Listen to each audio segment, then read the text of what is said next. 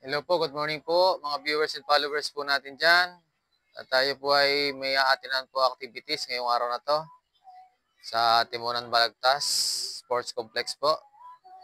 Ito po ay DNR Service on Wheels na pinangunahan po ng ating pamahalaan lokal at ang tanggapan po ng Menro at Timonan upang sa ganon ay maunawaan po ng ating mga mamamayan, mga serbisyo po na pinaglilingkod po ng ating pong tanggapan ng DNR.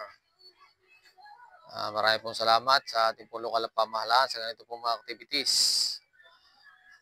Dito po sa mga activities na ito ay tatalakayin po ang ilang mahalaga pong paksa tulad po ng mga pag-application po ng pagkakaroon po ng mga titulo po sa lupa.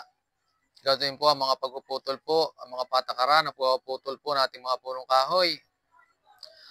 Ganun din po kung meron po tayong mga power saw, ay malaman po natin ang mga tamang pamamaraan ng paggamit, yung tinatawag po natin chainsaw act. Ganon din po yung po ating pong certification of land records, claimants and lot status po ng ating mga lupa. Ano po?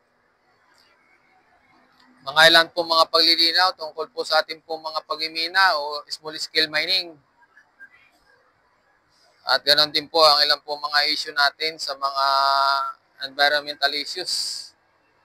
Isa na po dito siguro ay ang ating po 9003. Ganon din po ang ating po mga pag-aalaga ng ating po tinatawag po nating Wildlife Act. Siguro po, ilan po sa mga tatalakayin po natin dito ay ang mga paksang yan.